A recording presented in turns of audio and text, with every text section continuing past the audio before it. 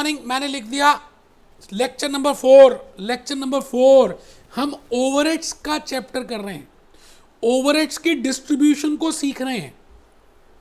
Overheads क्या होते हैं वो सब बातें मैंने बता दी हैं, मैं अब नहीं रिपीट कर रहा, लेकिन हम ओवरहेड्स का चैप्टर कर रहे हैं और इस तरह से हमें बैठना है बेटे, कमर बिल्कुल सीधी करके बैठना है। आइए हम बोलें, सभी बोलें, be happy, B jolly, B cheerful, be happy, B jolly, B cheerful. हमें खुश रहना है बेटे, छोटी छोटी बातों से दुखी नहीं होना। नए नए इश्यूज आएंगे, नई नई बातें आएंगी, आपको बिल्कुल उनका सामना करना है। आइए भूपेश आनंद के साथ मैं आज आपको उस ओवरहेड्स के मटके में लेके जा रहा हूं। the batka which I have shown you that this is overheads. Now for distributing that overheads, it is important that you should know what I mean by operating departments. When I say operating, it means जो operations कर रहे हैं, production departments. What I mean by support departments, when I say support departments, I mean service departments. जो production नहीं कर रहे, help कर रहे हैं. I should be also aware of what I mean by allocation.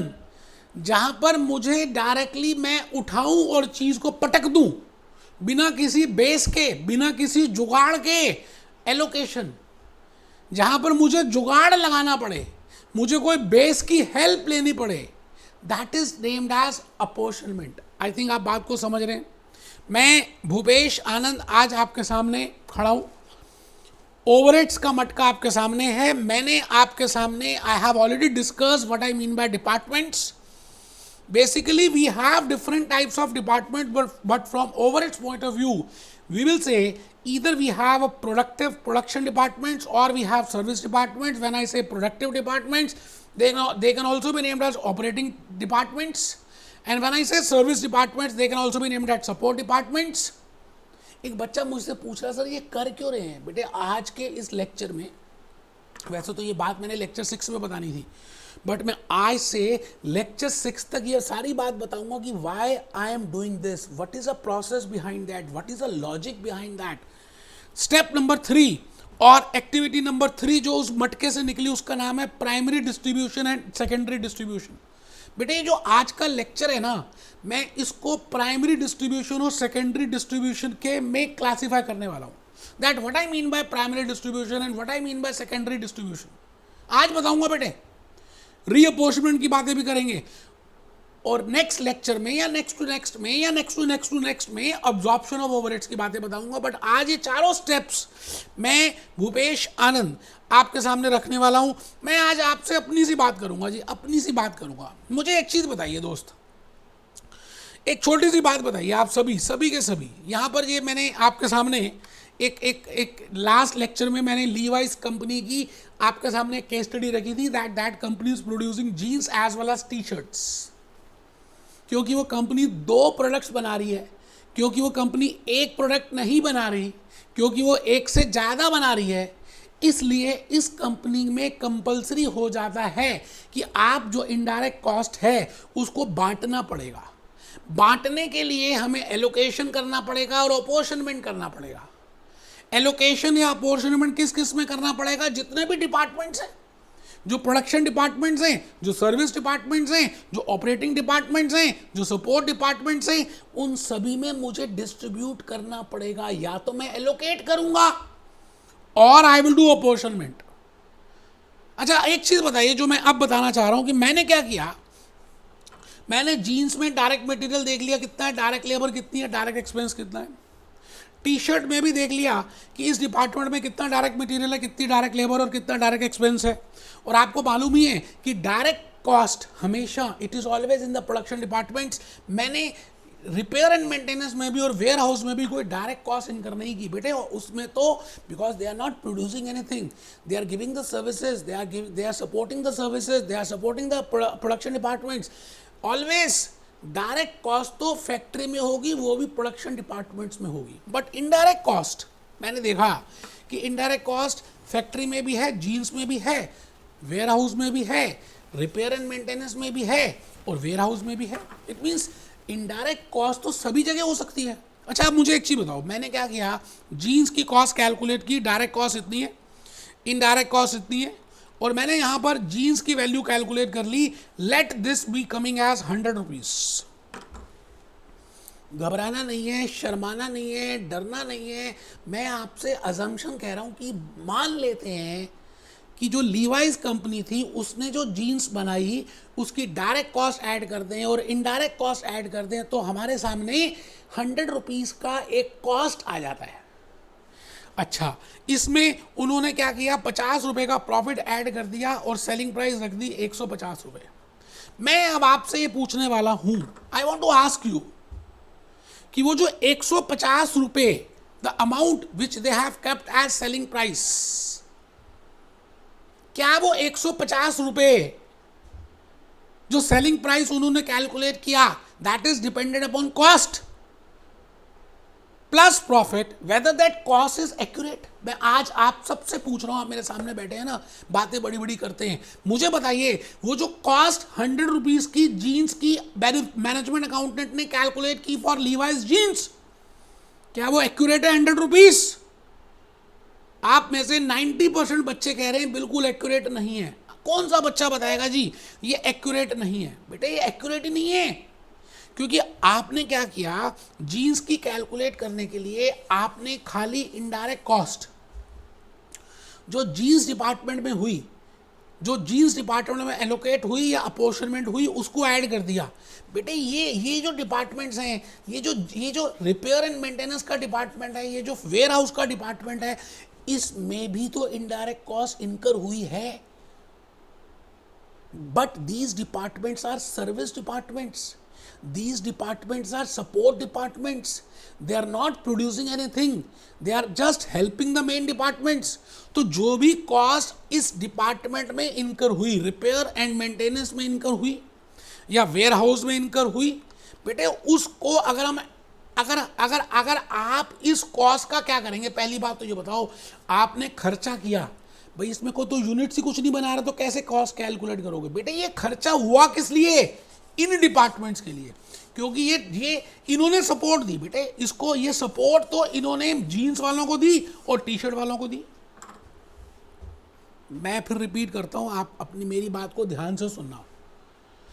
मैं आपसे ये कह रहा हूं कि अगर आप सर्विस डिपार्टमेंट का जो खर्चा है, the indirect cost which they did, जो आपने एलोकेट और अपोर्शन करके कैलकुलेट किया है, अगर आप उसको कॉस्ट निकालने से पहले प्रोडक्शन डिपार्टमेंट में नहीं डालते, चार्ज नहीं करते, तो वो जो कॉस्ट आप कैलकुलेट कर रहे हैं बेटे, वो एक्यूरेट कॉस्ट नहीं आएगी, बिकॉज वो कॉस्ट आपने जस्ट कैलकुलेट की direct cost of jeans and indirect cost of jeans. You have not added the cost which is incurred in the service departments, in the repair and maintenance department, in the warehouse department, because those departments are not producing anything, rather they are helping these departments. So logically it should be the cost of those service departments should be charged with these production departments.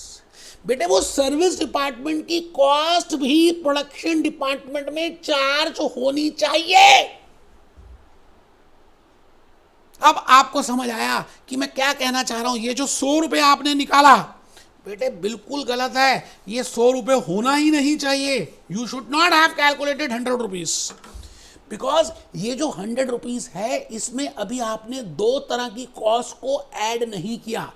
एक तो repair and maintenance की वजह से जो cost बढ़नी चाहिए थी, और एक वेयर हाउस की वजह से जो कॉस्ट बढ़नी चाहिए थी, बेटे वो ऐड ही नहीं की।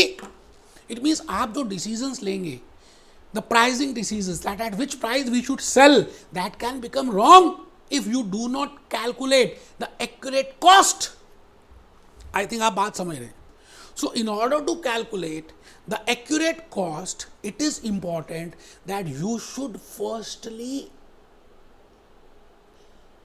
charge, apportion, allocate the cost of service to production departments. I think आप बात समझ रहे हैं। अगर आप ये नहीं करते हैं तो आप भुलेखे में, आप जो कॉस्ट कैलकुलेट कर रहे हैं उससे आपको लग रहा होगा that you are earning profit, but actually you are not earning profit, because you are under pricing it, you are not calculating the accurate cost. बेटे इस प्रोसेस का नाम ही है सेकेंडरी डिस्ट्रीब्यूशन, इसी प्रोसेस का नाम है सेकेंडरी डिस्ट्रीब्यूशन। आज के इस लेक्चर में मुझे यही तो बताना है, what is primary distribution and what is secondary distribution. बेटे प्राइमरी का मतलब क्या है, जैसे आप स्कूल में जाते हो तो प्राइमरी डिपार्टमेंट होता है, पहले 5वीं क्लास तक जो बच्चे होते हैं उनको प्राइमरी डिपार्टमेंट बोलते हैं, फिर 6th 7th 8th में जाते हो तो मिडिल लेवल डिपार्टमेंट होता है, फिर 9th 10th 11th 12th में जाते हो तो सेकेंडरी डिपार्टमेंट होता है। तो पहले तो प्राइमरी डिपार्टमेंट ही होगा, सेकेंडरी तो बाद में आएगा। इसी तरह से जब आप ओवरहेड्स डिस्ट्रीब्यूट कर रहे हैं तो बेटे पहले प्राइमरी डिस्ट्रीब्यूशन करनी है। एक बच्चा कहता है जी प्राइमरी डिस्ट्रीब्यूशन का मतलब क्या, मैंने कहा बेटे प्राइमरी का मतलब क्या है, बड़ा सिंपल सा है जी। जैसे मैं अज्यूम करता हूं कि यहां पर आपने कॉमन इलेक्ट्रिसिटी बिल पे किया। अच्छा, आपने कॉमन इलेक्ट्रिसिटी बिल पे किया जीन्स डिपार्टमेंट के लिए, टी शर्ट के लिए, रिपेयर मेंटेनेंस के लिए और वेयर हाउस के लिए, क्योंकि इलेक्ट्रिसिटी तो सब जगह चाहिए। Now whether it is a jeans, whether it is t-shirt, whether it is repair and maintenance or whether it is warehouse, in all the departments you require electricity। तो आपने क्या किया, इलेक्ट्रिसिटी बिल जो 40,000 रुपए का आया था, आपने बेटा सब मीटर लगाए हुए हैं, एज्यूम कर रहे हैं, मैं एक सेकंड के लिए अज्यूम कर रहा हूं कि अगर सब मीटर लगाए तब तो एलोकेट कर देंगे, सब मीटर नहीं लगाए तो किसी बेसिस के बेसिस पे आप उसको लॉजिकली डिस्ट्रीब्यूट कर देंगे। मैं कहता हूं लेट इट बी यहां पर 20,000 रुपीज आ गए, यहां 10,000 रुपीज आ गए, यहां 5,000 रुपए आ गए और यहां 5,000 रुपए आ गए। मान लेते हैं एलोकेशन या अपोर्शनमेंट कुछ तो किया होगा।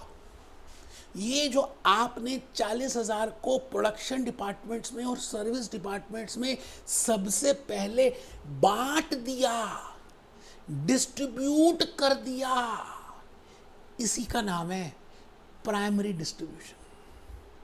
बेटे प्राइमरी डिस्ट्रीब्यूशन का मतलब है when first time I am distributing the overheads to all. Now it can be either I am allocating or apportioning only to production departments because it is concerned with only production departments, or I am allocating or apportioning to production as well as to service departments because it has been incurred for both। वो एक अलग aspect है। But जब आप पहली बार किसी को देखते हैं, फर्स्ट साइट फर्स्ट लव, बेटे हिंदी मूवीज में दिखाया जाता है, इंडियन मूवीज में एक हीरोइन होती है, एक हीरो होता है, दोनों आपस को देखते हैं, पहली बार में ही प्यार हो जाता है। तो जो फर्स्ट टाइम आप जो कॉमन कॉस्ट है, जो इनडायरेक्ट कॉस्ट है, जब आप उसको एलोकेट या अपोर्शन कुछ भी करते हैं, प्रोडक्शन में या सर्विस में या प्रोडक्शन सर्विस दोनों में, वो डिपेंड करता है कि किस किस के लिए सर्विस हुई, उसका नाम है प्राइमरी डिस्ट्रीब्यूशन। इसका मतलब आज तक हमने जो लास्ट लेक्चर में समझा था बेटे वो प्राइमरी डिस्ट्रीब्यूशन ही था। मैंने सेकेंडरी तो बताया नहीं, सेकेंडरी तो अभी बता रहा हूं। मैंने आपको सेकेंडरी डिपार्टमेंट की कॉस्ट क्यों हम चार्ज करते हैं प्रोडक्शन में, वो बता रहा है लॉजिक बेटे। अच्छा अब ये देखो, ये आ गया जी, ये आ गया, इसको बोलते हैं प्राइमरी डिस्ट्रीब्यूशन। अभी लिखेंगे, आप बिल्कुल टेंशन मत लें। मैंने आपको अभी कहा कि अगर मैं इनकी कॉस्ट का कुछ नहीं करता और डायरेक्टली 20,000 रुपए को मैं डिवाइड कर देता हूं नंबर ऑफ यूनिट से, तो जो कॉस्ट आएगी वो गलत होगी, वो अंडर प्राइस होगी, वो अंडर कॉस्ट होगी। आप जो डिसीजन गलत कॉस्ट पे लोगे आपका आंसर ठीक ही नहीं आएगा, आपको लॉस होगा, आपको एक्यूरेट पोजीशन पता नहीं चलेगी, क्योंकि इसमें ये कॉस्ट भी तो इनकर हुई मेरे बेटे, ये भी तो इनकर हुई। इनका माई बाप तो कोई है ही नहीं, इनका माई बाप कहां है, नंबर ऑफ यूनिट्स प्रोड्यूस है ही नहीं, इनका तो माई बाप होना चाहिए। तो इनका माई बाप प्रोडक्शन डिपार्टमेंट है बेटे, प्रोडक्शन डिपार्टमेंट है। I will charge the cost because ये है किस लिए, ये किस लिए जिंदा है, ये प्रोडक्शन डिपार्टमेंट की मदद करने के लिए जिंदा है। इसलिए उनकी जो कॉस्ट होगी वो कॉस्ट भी हम क्या करेंगे, प्रोडक्शन डिपार्टमेंट्स में चार्ज कर देंगे, एलोकेट कर देंगे, अपोर्शन कर देंगे। तो जब आप सर्विस डिपार्टमेंट की कॉस्ट प्रोडक्शन डिपार्टमेंट्स में बांट देते हो, एलोकेट या अपोर्शन कर देते हो उसका नाम है सेकेंडरी डिस्ट्रीब्यूशन। और उसके बाद आपके पास जो कॉस्ट आएगी 20,000 प्लस एक्स डॉलर्स या x rupees, this is the wholesome cost of production department. कि जो उसने तो इनकर की, जो उसने डायरेक्ट कॉस्ट इनकर की, जो उसने इनडायरेक्ट कॉस्ट इनकर की, प्लस जो उसने दूसरे डिपार्टमेंट से सर्विसेज ली, उसमें वो भी ऐड कर दिया है। अब आपके सामने जो कॉस्ट आएगी वो होलसम कॉस्ट होगी। अब calculate cost, you can calculate it and then accordingly you can take a decision and your decision will be a correct decision. तो अभी तक जो भी मैंने बताया ना बेटे, पता क्या बताया? मैं आज आपको कोई वेबसाइट नहीं दिखा रहा, कोई गाना नहीं दिखा रहा, खाली आप मेरी मन की बातों को सुने। मैं आपसे क्या कहना चाह रहा हूं? मैं आपसे ये कहना चाहता हूं कि आपको सबसे पहली बात ये पता होनी चाहिए कि हम ये चैप्टर कर क्यों रहे हैं, why we are doing this chapter. बेटा मैं फिर रिपीट करूंगा और अब पूरा आपको चैप्टर और ज्यादा समझ आएगा। जो मैंने लेक्चर 4, 5, 6 में सब में बताना है, जो मुझे 6 में बताना था लेकिन मैं अभी बता रहा हूं। ये जीन्स है, ये टी शर्ट है, ये रिपेयर एंड मेंटेनेंस है, और ये बेटे वेयर हाउस है। मैंने क्या किया, direct material, direct labour, direct expense jeans की ऐड कर दी। इसमें मैंने इनडायरेक्ट कॉस्ट जो जीन्स की हुई वो भी ऐड कर दी। उसके बाद मैंने क्या किया, जो रिपेयर एंड मेंटेनेंस की इनडायरेक्ट कॉस्ट थी, जो ओवरहेड्स थे और जो वेयर हाउस के थे, वो मैंने बराबर बेसिस में, जो बेस था मुझे पता था, मैंने उसको भी एलोकेट कर दिया। बेटे ये जो मैं कर रहा हूं ना, यहां तक जो मैंने किया, इसको बोला मैंने, जब आपने ये इनडायरेक्ट कॉस्ट सभी डिपार्टमेंट्स में डाली, इसको बोलते हैं प्राइमरी डिस्ट्रीब्यूशन। लेकिन जब मैं सर्विस डिपार्टमेंट की कॉस्ट डाल रहा हूं तो इसको बोलते हैं सर्विस सेकेंडरी डिस्ट्रीब्यूशन। अब आप चेक करिए, मैं यहां पर आ गया बेटे, ये आ गया, ये बेटे यहां तक आ गया, ये आपके सामने एक कॉस्ट आ गई। इसमें क्या है, डायरेक्ट कॉस्ट भी है, इनडायरेक्ट कॉस्ट भी है। अच्छा, उसकी अपनी भी है और सर्विस डिपार्टमेंट की भी है। अब आप जो कर रहे हैं इसमें देखेंगे नंबर ऑफ जीन्स कितनी बना रहे हैं, और यहां पर देखेंगे नंबर ऑफ टी शर्ट्स कितनी बना रहे हैं। बड़े ध्यान से सुनना बेटे, बड़े ध्यान से। तो अब ये जो कॉस्ट है, मान लेते हैं 1000 जीन्स बनाई, तो ये जितनी भी कॉस्ट है, ये जितनी भी कॉस्ट है, ये जो भी कॉस्ट है, ये बेटे 1000 जीन्स के लिए इनकर हुई। तो मैं क्या करूंगा, इस कॉस्ट को खींच के नीचे डाल दूंगा, जीन्स में डाल दूंगा, क्योंकि ये जीन्स के लिए हुई है। 1000 जीन्स के लिए आपने इस खर्चे को किया है, अपना और सर्विस टोटल। तो बेटे इस प्रोसेस का नाम है एब्जॉर्प्शन, जो मैं 7th या 8th क्लास में बताऊंगा। अभी तो बेटे 4th क्लास चल रही है। मैं फिर रिपीट करता हूं जी, I want to calculate the accurate cost, and for that I have to find out the direct cost as well as the indirect cost. Indirect cost is firstly which is incurred in that department, and secondly which is also being incurred in the service departments, because those service departments are meant for production departments. So it is very important that the cost which is incurred in the service department should be added to the primary departments, to the production departments. This process is named as secondary distribution. जब आप पहली बार allocate करते हैं तो उसको बोलते हैं primary distribution. जब आप सर्विस डिपार्टमेंट की कॉस्ट उठाकर सब अपोर्शन दोबारा से रीअपोर्शनमेंट करते हैं, उसको हम कहते हैं इट इज सेकेंडरी डिस्ट्रीब्यूशन। जब आपने प्राइमरी भी कर दिया और सेकेंडरी भी कर दिया, तो आपके पास ये मटका आ गया। अच्छा, ये मटका किया क्यों आपने 1000 इस कॉस्ट सेंटर के लिए? ये मटके की कॉस्ट आपने क्यों इनकर की? Because of cost centre, and the cost centre is 1000 jeans. So I can absorb, मैं खींच के उस मटके की कॉस्ट को 1000 जीन्स में एब्जॉर्ब कर दूंगा और एक जीन की कॉस्ट कैलकुलेट कर लूंगा। तो बेटे उसको बोलते हैं एब्जॉर्प्शन। मैं एक्चुअली में आपको एब्जॉर्प्शन तक लेके जाने वाला हूं। लेकिन हमने जाना एब्जॉर्प्शन तक है बेटे, बीच में ना रास्ते में थोड़ी सी नदियां आ रही हैं, थोड़ा गहरे तालाब से आ रहे हैं, मुझे वो बताने हैं। आज के इस लेक्चर में मैं आपको सेकेंडरी डिस्ट्रीब्यूशन की बातें बताऊंगा बेटे, बड़ी इंपॉर्टेंट बातें हैं। आप एक छोटी सी बात को सुनिएगा, आपने ये लिख लिया ना अगर, तो आज का लेक्चर क्या, आने वाले 2-3 लेक्चर्स ऐसे पक्के हो जाएंगे बेटे। मुझे मालूम है you know what is the meaning of allocation, but I have written in a different way. Please write it down. ऊपर लिखो माई स्टोरी। आज का लेक्चर नंबर 4 है। हेडिंग लिखो primary distribution and secondary distribution. मुझे आज बताना ही प्राइमरी और सेकेंडरी है, बट फर्स्ट पॉइंट आप लिखो, allocation is directly assigning cost to a cost center. Allocation जो हम कहते हैं, एलोकेशन बेटे एक प्रोसेस है which is directly assigning cost, जिसमें हम डायरेक्टली कॉस्ट को असाइन करते हैं टू अ कॉस्ट सेंटर। जैसे मैंने अभी अभी अपने एग्जांपल में जीन्स को एक कॉस्ट सेंटर माना। Department can be a cost centre, division can be a cost centre, that I have already discuss that which can be a cost centre. जिसके लिए आप कॉस्ट इनकर करते हो that is a cost centre. In my example jeans is a cost centre. So allocation is directly assigning cost to a cost centre. Apportionment is equitable distribution. जहां पे मैंने हिंदी में क्या लिखा, जहां बांटने की जरूरत नहीं पड़ती उसको एलोकेशन बोलते हैं। एक बच्चा दूसरे बच्चे से पूछ रहा है, तो लास्ट लेक्चर में बताया था बेटा ये भूपेश आनंद है, थोड़ा सा रिवीजन करा रहा है।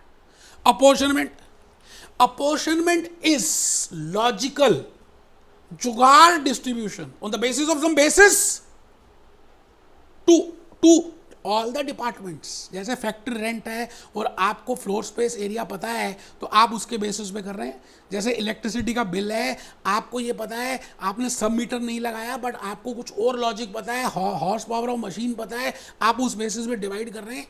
तो जब आप डिवाइड करते हैं without any logic, without any with the help of any basis, without any accurate basis, you have to use a jugaad basis, that is apportionment. तो लिखेंगे apportionment is equitable distribution of expense और खर्चा on the basis of some justified basis.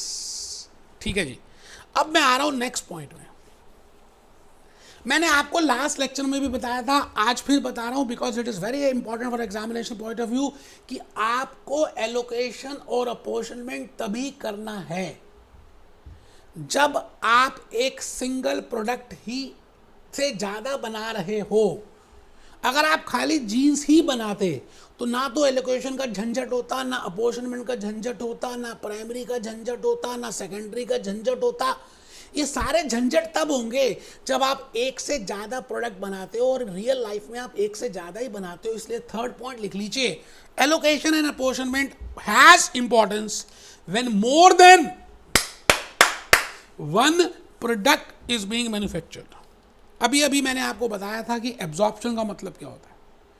बेटे मैंने वैसे 6-7 lecture में बता रहा था एब्जॉर्प्शन, लेकिन अभी से बताना शुरू करूंगा तो आपको रिलेशनशिप समझ आएगी कि पहले एलोकेशन है, फिर अपॉर्शनमेंट है, इसको प्राइमरी डिस्ट्रीब्यूशन बोलते हैं, फिर सेकेंडरी डिस्ट्रीब्यूशन होती है, फिर एब्जॉर्प्शन होती है। तो एब्जॉर्प्शन मीन्स जब खर्चा प्रोडक्शन डिपार्टमेंट से खींच कर आप उस सेंटर में डाल देते हो, जैसे मैं जीन्स में डाल देता हूं, उसका नाम है absorption.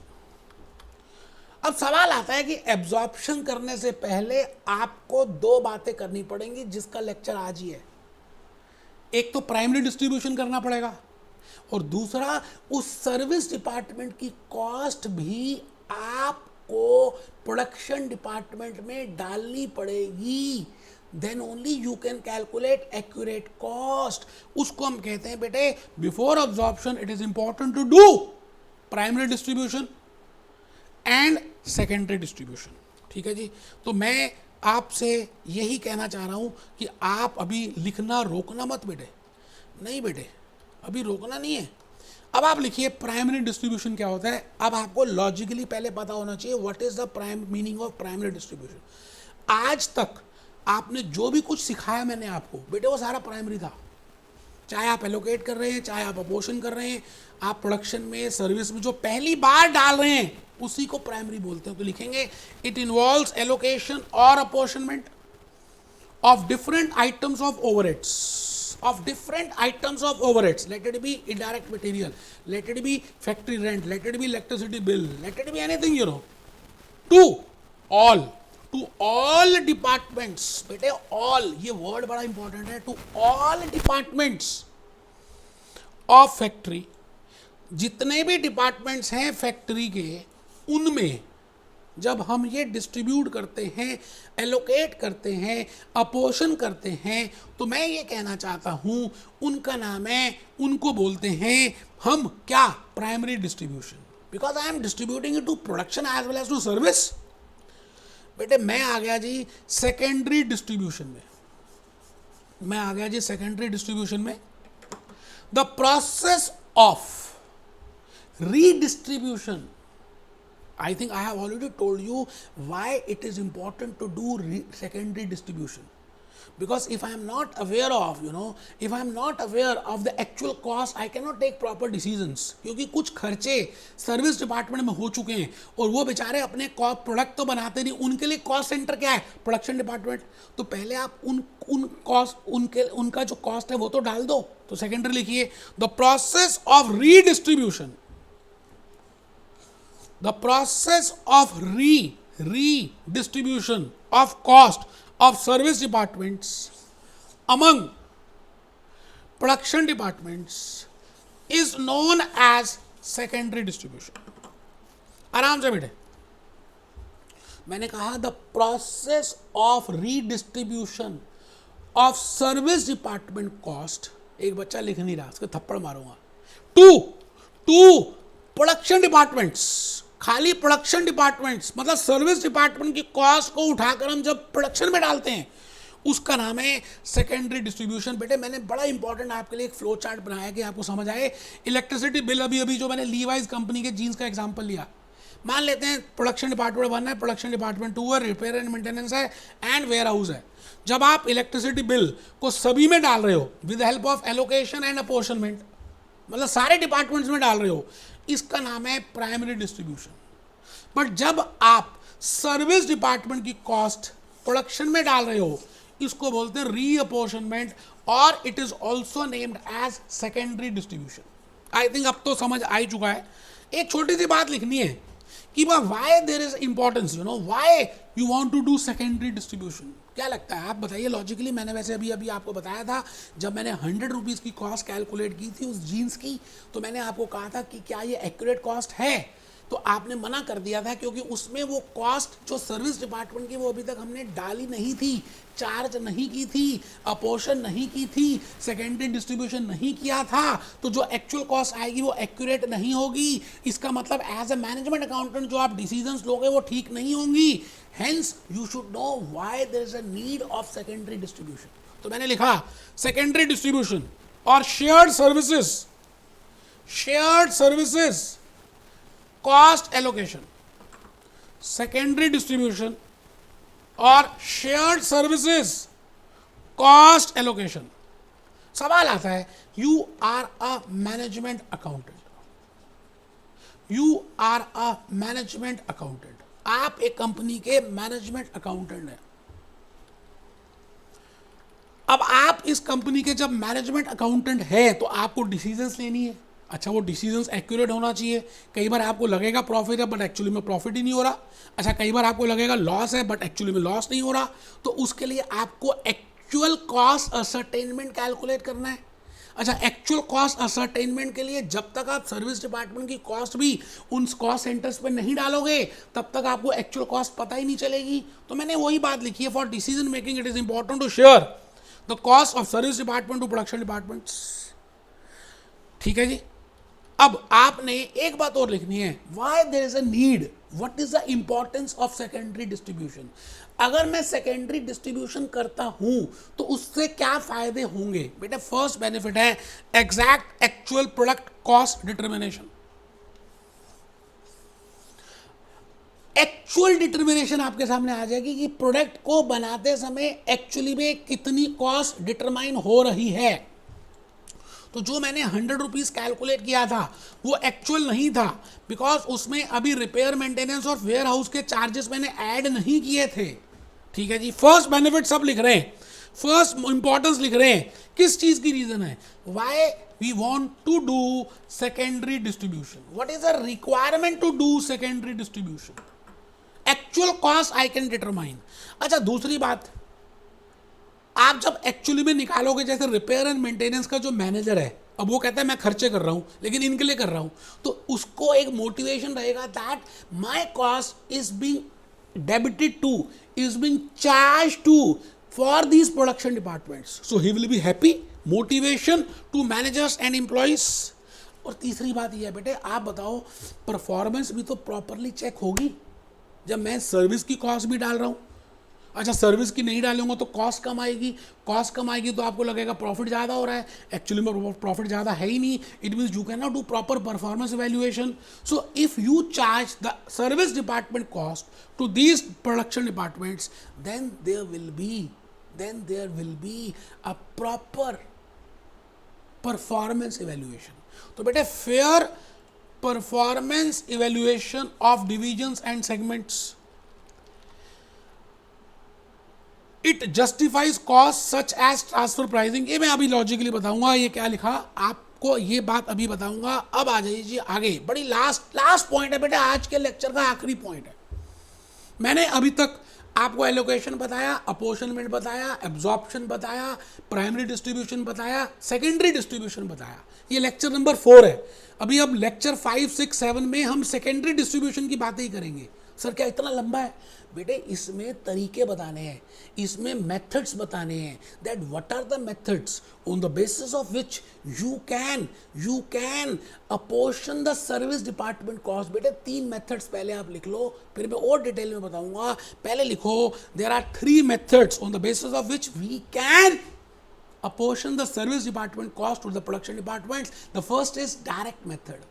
The second is step down down method. And the third is the reciprocal method. आराम से सब बच्चे लिखेंगे बेटे। Different ways of secondary distribution are the direct method, the step or step down method, the reciprocal method. सब बच्चे तीनों methods लिखेंगे। Different ways of secondary distribution are, पहला है जी द डायरेक्ट मेथड, दूसरा है जी द स्टेप और स्टेप डाउन मेथड, थर्ड है जी द रेसिप्रोकल मेथड। अब इसमें आज के इस लेक्चर में मैं पहला मेथड बताऊंगा जो बड़ा निलायक बेशर्म मेथड है, जो बिल्कुल निकम्मा मेथड है, जो आपको logically as a management accountant follow नहीं करना चाहिए, बट स्टिल क्योंकि हमारे कोर्स में है तो मैं बताऊंगा। लास्ट पॉइंट लिखें जी, द डायरेक्ट मेथड।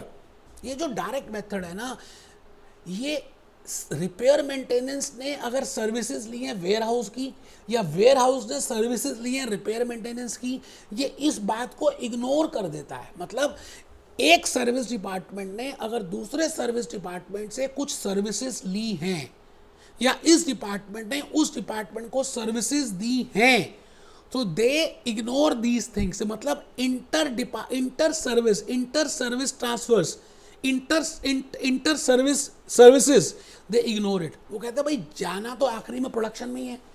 अब आप रिपेयर की कॉस्ट पहले वेयर हाउस में डाल रहे हो, फिर वेयर हाउस की रिपेयर में डाल रहे हो, फिर आगे लास्ट में तो सारा कुछ ही जाएगा प्रोडक्शन डिपार्टमेंट, जीन्स में और टी शर्ट में। तो ये एक सर्विस डिपार्टमेंट दूसरे सर्विस डिपार्टमेंट के ऊपर कॉस्ट नहीं डालता। अभी लिख लें, मैं लॉजिकली करके दिखाऊंगा यार। The direct method ignores services provided between service departments. A, the company simply allocates all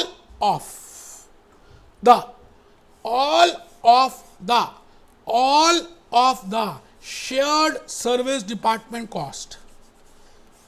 मतलब जो भी कॉस्ट उस सर्विस डिपार्टमेंट की आई है बस उसी को एलोकेट कर देते हैं डायरेक्टली टू प्रोडक्शन डिपार्टमेंट्स। अभी देखेंगे, हम एक प्रैक्टिकल करेंगे तो हमें समझ आ जाएगा कि मैं क्या कहना चाह रहा हूँ। अभी समझ आ जाएगा बेटे। एक बच्चे को नींद आ रही है, वो कहता है इतनी लंबी क्लास होगी। बेटे 2 मिनट की बात रह गई है, सच में कह रहा हूँ, कमर सीधी कर लो यार, सच कह रहा हूँ आपको। The direct method ignoring services provided between service departments. The company simply allocates all of the shared service department cost directly to production departments. अभी देखेंगे क्या कहना चाह रहा हूं. मतलब जैसे मैंने jeans T shirt Levi's company का एग्जांपल दिया, उसमें रिपेयर मेंटेनेंस की कॉस्ट ली और वेयर हाउस की भी कॉस्ट ली. अब ऐसा है कि इसने वैसे इसको सर्विसेज दी और इसने इसको भी दी, बट एक सर्विस डिपार्टमेंट दूसरे सर्विस डिपार्टमेंट को जो भी सर्विसेज देगा हम उसको इग्नोर ही कर रहे हैं, क्योंकि वो कहते हैं कि एक्चुअली में तो जानी प्रोडक्शन में ही है. तो जितना टोटल खर्चा आया रिपेयर का वो हम जीन्स में और टी शर्ट में डाल देंगे. नो डाउट ये खर्चा इसकी वजह से भी हुआ, लेकिन हम ये इनकर ही नहीं करेंगे, हम ये अपोर्शन ही नहीं करेंगे. इसी तरह से जो वेयर हाउस का आया, जो भी कुछ वेयर हाउस का आया, वो वेयर हाउस वाले जीन्स में और टी शर्ट में डाल देंगे. मतलब वो भी रिपेयर मेंटेनेंस में नहीं डालेंगे. इट मीन्स एक सर्विस डिपार्टमेंट दूसरे सर्विस डिपार्टमेंट को जो भी सर्विसेज देता है that has to be ignored and the total cost of service department will be transfer to the production departments. I think आप बात समझ रहे हैं. मैं भूपेश आनंद आपके सामने एक बात ये कहना चाहता हूँ बेटे, आज के इस लेक्चर को आप अगर 2 बार देख लेंगे ना, एक तो बार वॉच कर ही चुके हैं बेटा, एक बार और देखना है, क्योंकि मेरे एक एक वर्ड के पीछे मीनिंग है. आपने कई बार ऊपर से सुन लेते हो, आप ना यूट्यूब में आपको लगता है फ्री में मिल रहा है. बेटा ये क्या सी बातें कर रहे हो यार, ये कोई नॉर्मल लेक्चर है यार, कैसी बात कर गए यार. Please, for understanding the concept that why I want to do primary and secondary and what is the whole process of distribution of overheads, you know, right from beginning, production department up to absorption, you should know this all steps. तो ये मैं आने वाले lectures में बताऊंगा. बेटे lecture 5 में मैंने क्या बताना है पता आपको, मैंने इन मेथड्स की बातें करनी है. ये जो पहला मेथड तो मैंने बता भी दिया, इसके बारे में थोड़ा सा एग्जाम्पल बताऊंगा, एक क्वेश्चन करूंगा कि आपको रियलिटी में समझ आए क्या है डायरेक्ट मेथड. अच्छा, उसके बाद नेक्स्ट लेक्चर नंबर 5 में ही मैं आपको स्टेप और स्टेप डाउन मेथड बताऊंगा. फिर लेक्चर नंबर 6 में I will be telling you about reciprocal method. मतलब एक एक मेथड में एक एक लेक्चर लेंगे, एक एग्जांपल लेंगे, एक मेरी बात होगी, मेरी कहानी होगी, जिससे कि आपको सब कुछ धीरे धीरे समझ आ जाए. Be happy, B jolly.